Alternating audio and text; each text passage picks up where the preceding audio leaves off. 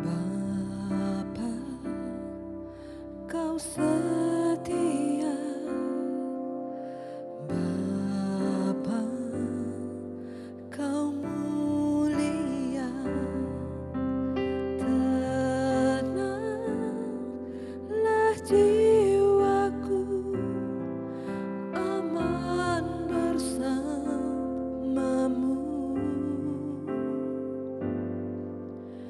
Lebih dari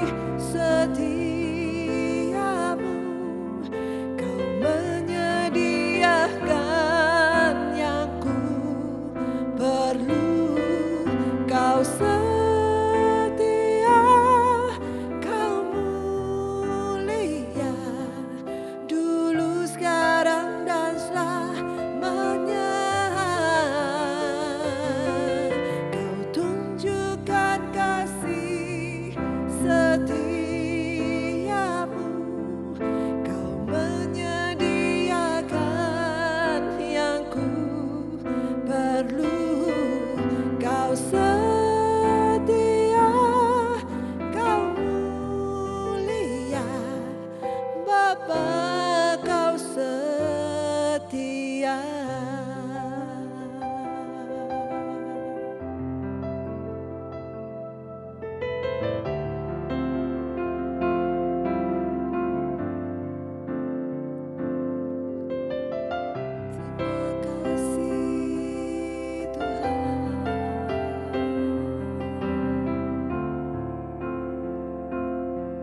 Terima kasih Kau Allah yang setia.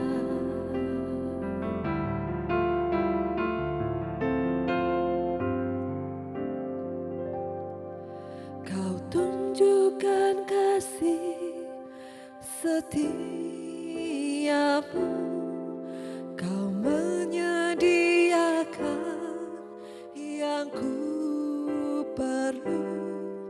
Kau setia, kau mulia, dulu, sekarang, dan selamanya. Kau tunjukkan kasih setiamu. Kau menyediakan yang ku perlu.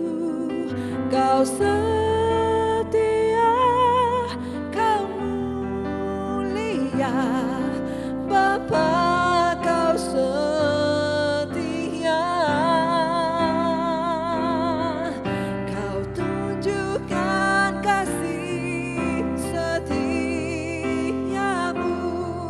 Kau menyediakan yang ku perlu.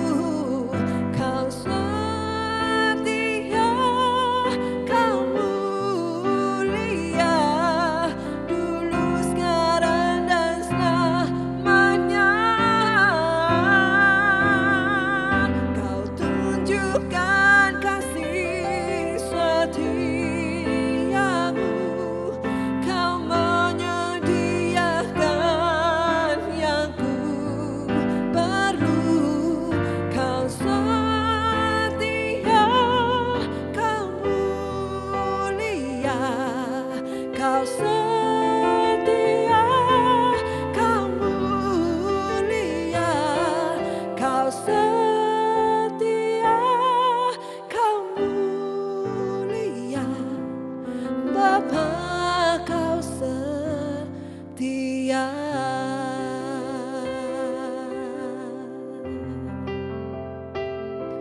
Dulu, sekarang, dan selamanya. Kau Allah yang setia.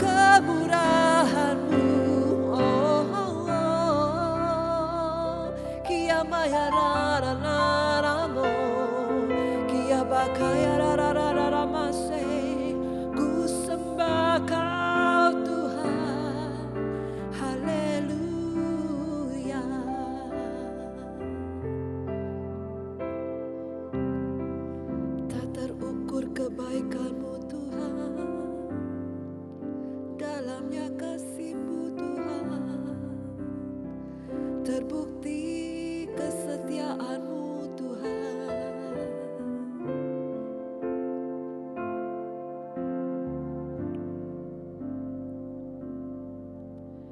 Terima kasih, ku berterima kasih. Penyertaan-Mu sempurna, janji-Mu tak pernah terlambat menolongku.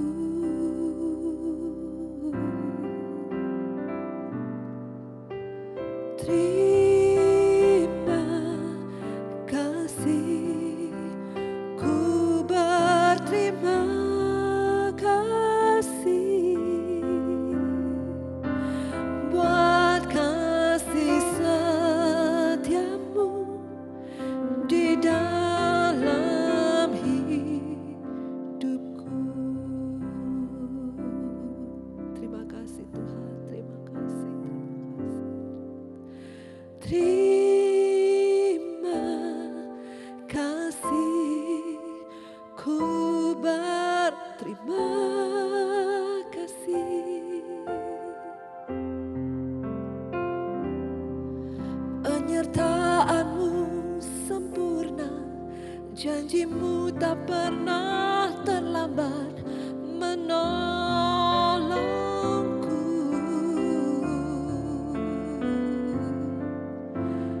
Terima kasih, ku berterima kasih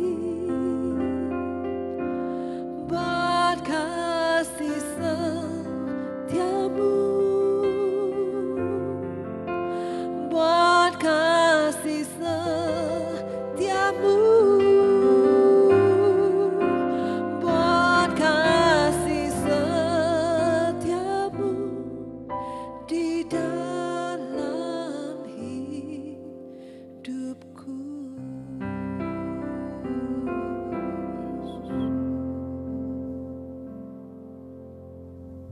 Terima kasih Tuhan, Engkau Tuhan yang berdaulat, Engkau hadir di sini Tuhan saat ini. Biarlah kami memakai waktu-waktu ini untuk merenungkan pribadi-Mu dan kami mendapatkan kekuatan yang baru. Terima kasih Tuhan, di dalam nama Yesus saya berdoa. Amin. Shalom. Bapak Ibu, mungkin sebulan yang lalu kita mendengar atau bahkan mungkin kita juga mendapatkan di forward gitu ya, entah itu berupa pesan ataupun berupa lagu dan sebagainya. Tetapi sebulan yang lalu kira-kira viral di TikTok, lagu sekolah minggu yang diaransemen ulang, Tuhan Yesus tidak berubah. Lagu sekolah minggu yang pernah kita dengar mungkin dulu, kemudian diaransemen ulang, dan kemudian di TikTok jadi viral. Sepenggal lagu itu menjadi pengiring untuk membuat satu tarian yang baru dan sebagainya. Dan ternyata lagu yang viral itu bukan hanya didengarkan oleh kalangan orang Kristen saja, tetapi dari berbagai kalangan. Dan yang mengherankan adalah tanggapannya positif. Jadi tanpa disadari lagu tentang Tuhan Yesus tidak berubah menjadi viral di TikTok dan itu disebarkan kembali, orang-orang mendengarkan lagi, bahkan ada yang ikut menyanyikannya dengan cara yang lucu dan sebagainya. Bapak Ibu pada saat mereka mendengar lagu itu ataupun mereka yang belum pernah mendengar lagu itu dan kemudian bertanya, Tuhan Yesus tidak berubah. Tidak berubahnya di mana? Jadi kata-kata tidak berubah menjadi sebuah pertanyaan yang akhirnya bagi mereka yang tidak tahu, mereka mencari jawaban. Dan bagi kita yang tahu, kita wajib untuk memberitahu, memberikan informasi yang benar. Jadi pada hari ini Bapak Ibu Saudara, pada saat kita merenungkan di dalam Secret Place ini, saya ingin memberikan satu judul, Tuhan Yesus tidak berubah. Itu terambil juga di dalam Ibrani 13 ayat yang ke-8, mengatakan demikian, Yesus Kristus tetap sama. baik kemarin maupun hari ini dan sampai selama-lamanya. Dari dasar firman itu lagu sekolah minggu ini kemudian dibuat. Tuhan Yesus tidak berubah. Pertanyaan kita mungkin sama. Apanya yang tidak berubah? Kan orang harus berubah supaya menjadi lebih baik. Oke, saya ingin memberikan 4 alasan di sini menjadi bahan untuk merenung setiap kita ketika kita ditanya ataupun kita ingin mengetahui kenapa Tuhan Yesus tidak berubah. Yang pertama, kekal. Alasan yang pertama adalah kekal.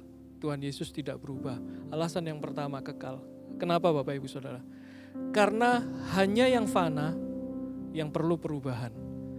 Fana itu selama kita masih bisa diukur oleh waktu, memiliki kadaluarsa, memiliki masa kadaluarsa, masa tenggang, atau terbilang dengan waktu ketika kita berulang tahun, usia kita bertambah, tetapi sebenarnya kapasitas kita itu mulai berkurang, baik itu secara fisik, secara usia itu sebenarnya berkurang dan kita makin dekat dengan yang namanya kematian.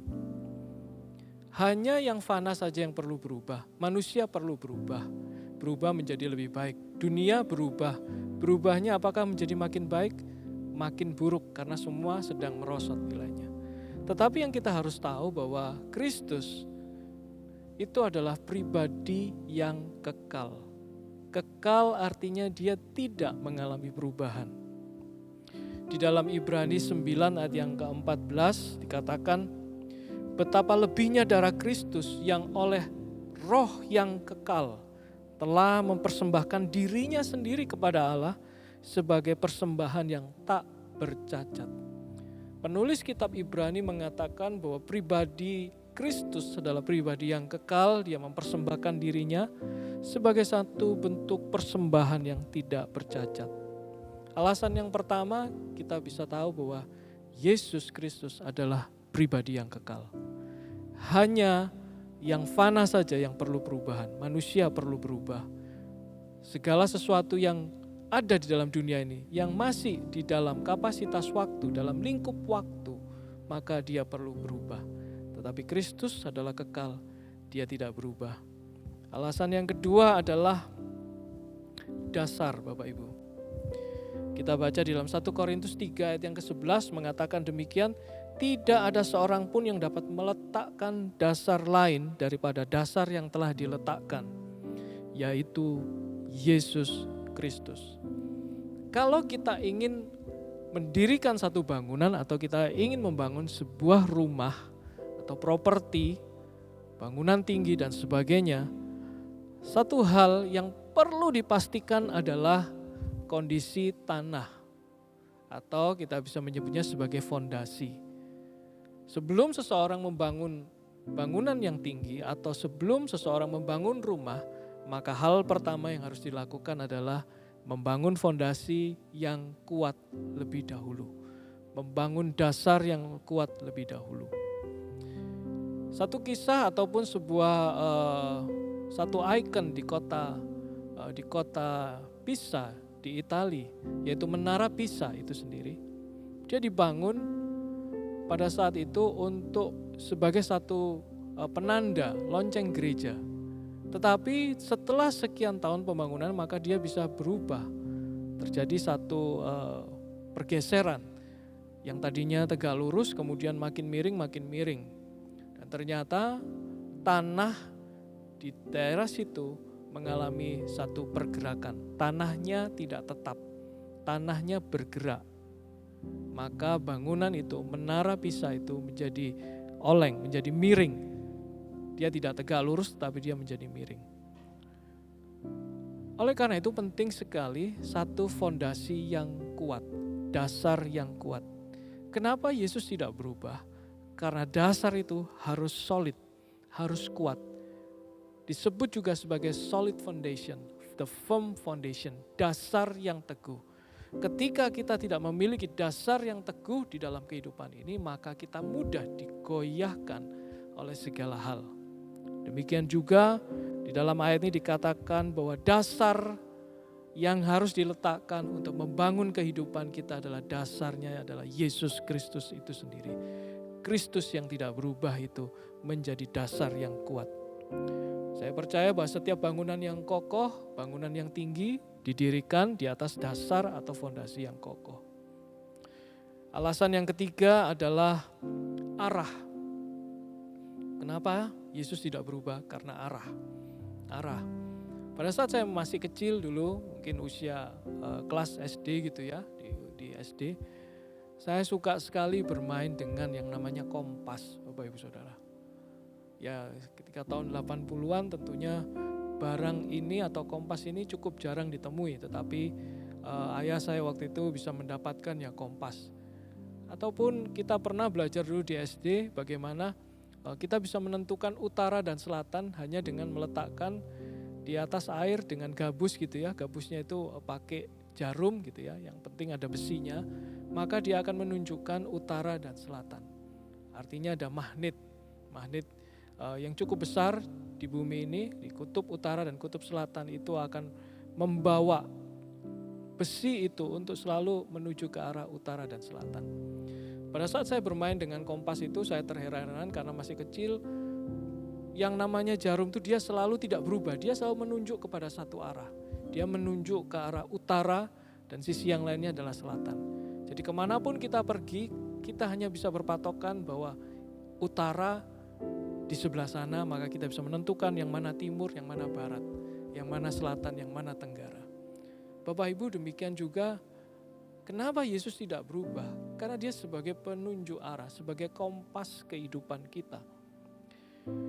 Di dalam Yohanes 10 ayat yang ke-14 dikatakan demikian, "Akulah gembala yang baik dan aku mengenal domba-dombaku dan domba-dombaku mengenal aku." Bapak Ibu Saudara, kita ini digambarkan juga sebagai domba.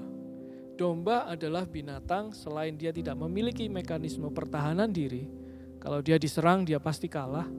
Domba ini juga memiliki penunjuk arah yang sangat lemah.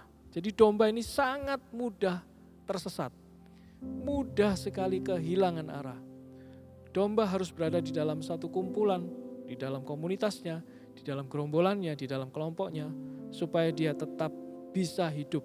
Karena begitu dia lepas dari komunitasnya, dari kelompoknya, maka dia mudah sekali untuk tersesat, kehilangan arah. Kita digambarkan sebagai domba.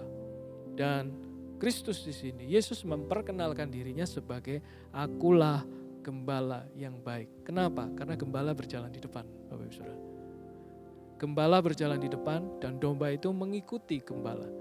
Kalau si gembala ini tidak berubah-berubah, ya, dia enggak tiba-tiba belok ke kiri.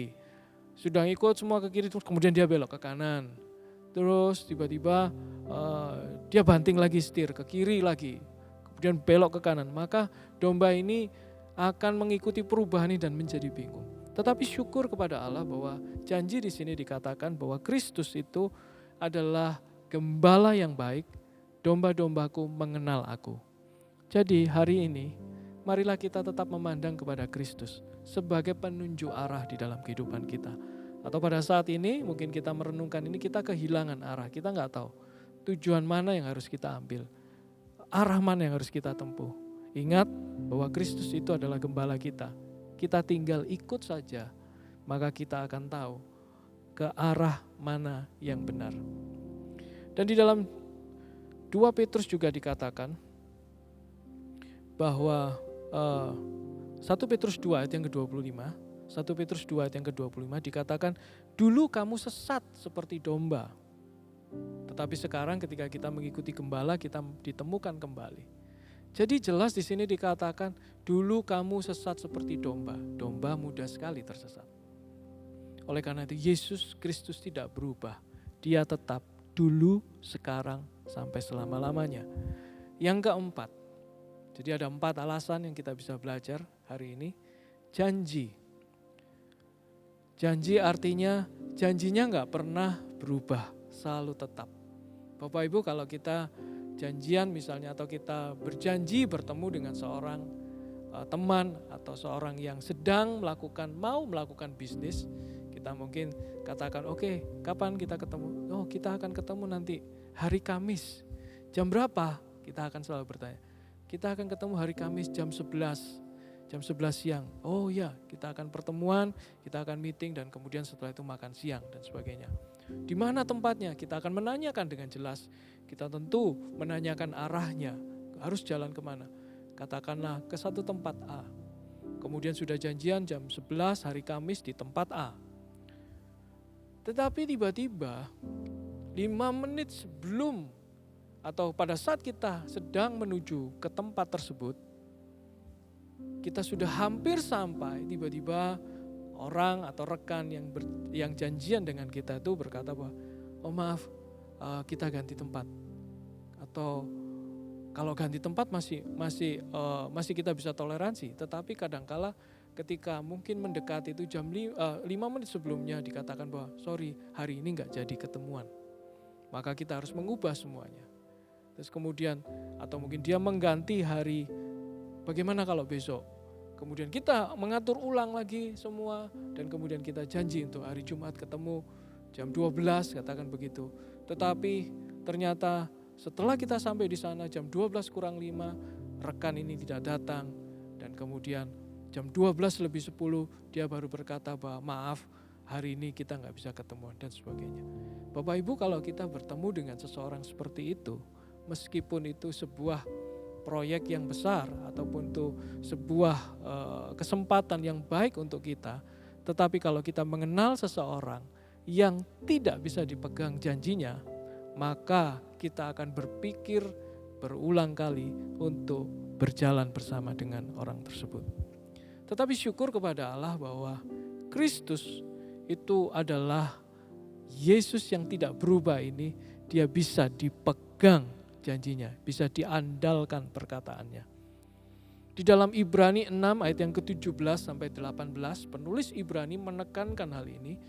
Karena itu untuk lebih meyakinkan mereka yang berhak menerima janji itu akan kepastian putusannya, Allah telah mengikatkan dirinya dengan sumpah, supaya oleh dua kenyataan yang tidak berubah-ubah tentang mana Allah tidak mungkin berdusta, kita yang mencari perlindungan beroleh dorongan yang kuat untuk menjangkau pengharapan yang terletak di depan kita.